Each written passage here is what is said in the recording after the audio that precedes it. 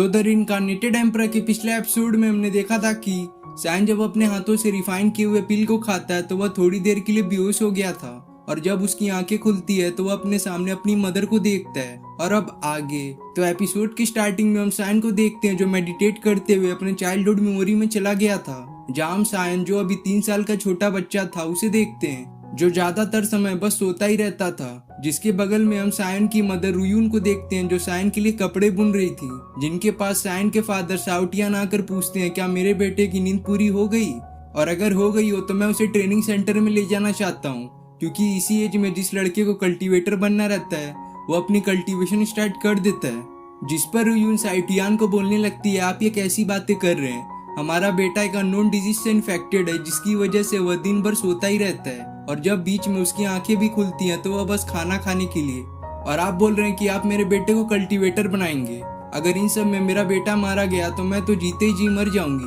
तो शाओटियान उसे समझाता है कि तुम ऐसा मत सोचा करो, सायन मेरा भी बेटा है और मैं जानता हूँ कि वह किस डिजीज से इन्फेक्टेड है, और अगर मैं उसे इसी हालत में छोड़ दूंगा तो वह काफी वीक हो जाएगा, जिसकी वजह से वह फ्यूचर में सब उसको बुली करेंगे, जो मैं बिल्कुल नहीं होने देना चाहता हूँ। इसलिए मैं उसे कल्टीवेटर बनाना चाहता हूँ ताकि वह अपने आप को कम से कम प्रोटेक्ट कर सके। और रही बात उसकी डिजीज को, तो मैंने उसे बहुत बड़े बड़े डॉक्टर को दिखाया है पर उनके पास भी इसका कोई भी इलाज नहीं है। जिनके बातों के दौरान हम उनकी और लिंगियान को आता हुआ देखते हैं जो सायन की आंट होती है, जो कि सुप्रीम किंग स्टेज लेवल 1 की कल्टीवेटर थी, जो शाओटियान को बोलने लगती हैं कि अब तुम्हें टेंशन लेने की कोई भी जरूरत नहीं है, मैंने तुम्हारे बेटे के लिए एक हीलर को ढूंढ लिया है जिसका दावा है कि वह तुम्हारे बेटे के डिजीज को दूर कर देगा। जिसकी ये बातें सुनकर रुयून और शाओटियान खुश होते हुए लिंगियान से पूछते हैं क्या सच में वह हमारे बेटे के डिजीज को क्योर कर देगा। तो लिंगियान उसे बोलती हाँ वह पूरा कॉन्फिडेंट है, बस उसकी एक ही शर्त है कि तुम्हें उसके पास जाना पड़ेगा, वह यहाँ पर नहीं आएगा।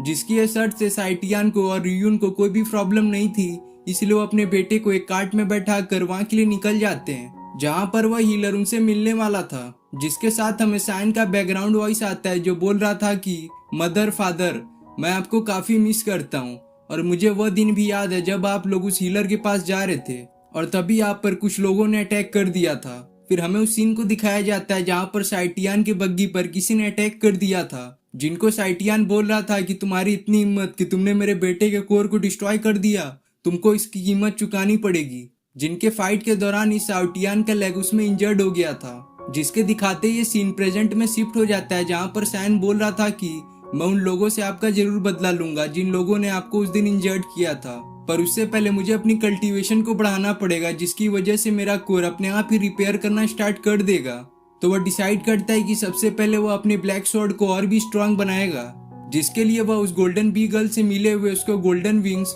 और इस ब्लैक स्वॉर्ड को आपस में फॉर्ज करता है, जिसकी वजह से अब उसका स्वॉर्ड और भी पावरफुल हो जाता है। जिसके बाद हमारा सीन एक लड़की पर शिफ्ट होता है जिसका नाम लिंक्सी है, जो कि सोलिदम स्टेज की लेवल 3 की कल्टीवेटर है, जो जब वह अपने लिविंग क्वार्टर की तरफ जा रही थी जो कि सैन के घर के पास ही में था, तभी उसे बीच रास्ते में कोल्ड मॉस्किटो रोक लेता है, जो उसे बोलने लगता है कि तुमने सैन को देखा,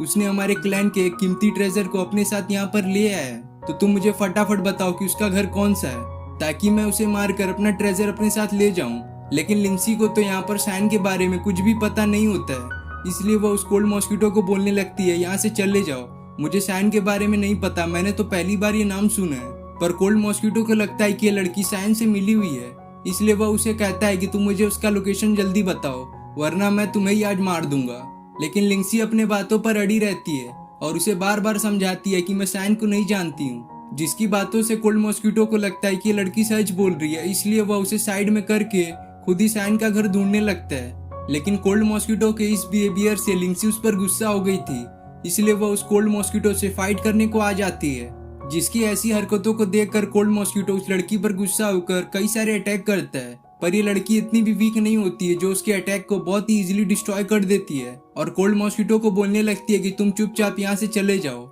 जिस तरफ तुम जा रहे हो उस तरफ मेरा घर पड़ता है। जिसके बोलते ही हम सैन को उसके घर से बाहर आता हुआ देखते हैं, जो कोल्ड मॉस्किटो को देखकर उसे बोलने लगता है तुम यहाँ पर भी आ गए, लगता है वो ट्रेजर तुम्हारे क्लैन के लिए बहुत ही इंपॉर्टेंट है। जिस पर कोल्ड मॉस्किटो सैन पर गुस्सा होते हुए बोलता है तुम्हारी इतनी हिम्मत चोर कहीं के कि मेरे सामने ही आकर मेरी ट्रेजर के बारे में बात कर रहे हो, चुपचाप तुम मुझे वो ट्रेजर दे दो वरना मेरे मास्टर को अगर पता चल गया कि मैंने तुम्हें ढूंढ लिया है तो वह तुम्हें जान से ही मार देंगे। जिसकी बातों का सैन कुछ रिस्पॉन्स दे पाता उससे पहले ही लिंसी सैन को बोलने लगती है, 1 मिनट, तुम मेरे घर से कैसे बाहर आ रहे हो, वह घर तो मेरा है। जिसे सुन सैन लिंसी को अपने घर में लगा हुआ अपने नाम का बोर्ड दिखाता है, जिसे देख लिंसी को समझ में आ जाता है कि वह थोड़ा कंफ्यूज हो गई, इसलिए वह सैन के घर को अपना ही समझ बैठी थी। तो कोल्ड मॉस्किटो देखता है कि जब उस पर कोई भी ध्यान नहीं दे रहा है तो वह सैन पर गुस्सा होकर उस पर कई सारे अटैक करने लगता है, जिसके अटैक को सैन बहुत ही इजीली डॉज करते हुए लिंसी को लेकर वहां से जाने लगता है, क्योंकि उसे समझ में आ चुका था कि कोल्ड मॉस्किटो आज उसे छोड़ेगा नहीं।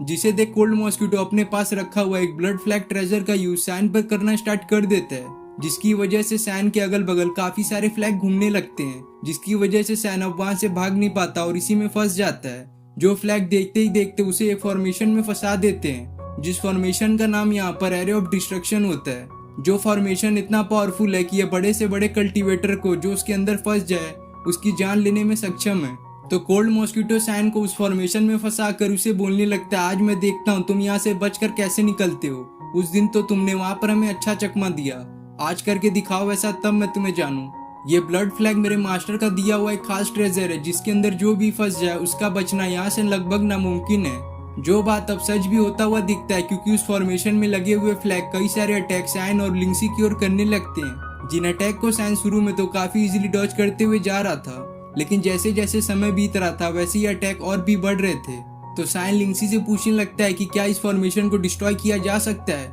तुम इसके बारे में कुछ जानती हो। जिसे सुन लिंसी उसे बोलती है, हाँ मैंने इस फॉर्मेशन के बारे में काफी सुना है, और रूमर्स की माने तो इस फॉर्मेशन के अगर तुम सेंटर फ्लैग को डिस्ट्रॉय कर दोगे तो यह फॉर्मेशन अपने आप ही खत्म हो जाएगा। लेकिन यह काम इतना भी आसान नहीं है, क्योंकि इस फॉर्मेशन में लगे कई सारे फ्लैग तुम्हें करने से रोकेंगे, जिनकी बातें अभी खत्म भी नहीं हुई थी, लेकिन यह फॉर्मेशन अब अपने अगले स्टेज पर पहुंच चुका था, जिसकी वजह से इस फॉर्मेशन से पहले से और भी ज्यादा भाले और स्वॉर्ड लिंसी और सैन की तरफ बढ़ने लगते हैं, जिनसे बचने के लिए लिंसी और सैन अपने आप को डिफेंड करने लगते हैं ताकि वह इस फॉर्मेशन में सरवाइव कर सके। तो सैन लिंसी से बोलता है, मैं इन आने वाले स्पीयर और भालों को 2 मिनट तक रोक सकता हूँ, और उतने समय में अगर तुम इस फॉर्मेशन के वीक पॉइंट को ढूंढ लो तो उसे तुम डिस्ट्रॉय कर देना। जिसके बोलते ही सैन अपने गोल्डन ड्यून शील्ड और अपने फायर यूनिकॉर्न बीस्ट को समन करके लिंसी को समय देने लगता है ताकि वह इस फॉर्मेशन के वीक पॉइंट को ढूंढ सके। लेकिन हर एक सेकंड बीतने के साथ ये फॉर्मेशन पहले से और भी ज्यादा स्ट्रॉन्ग बनते जा रहा था, जिसे देखते ही देखते सैन के बीस्ट पर कई सारे भाले और स्वॉर्ड लग जाते हैं, जिसकी वजह से वह बीस्ट वहीं पे गायब हो जाता है।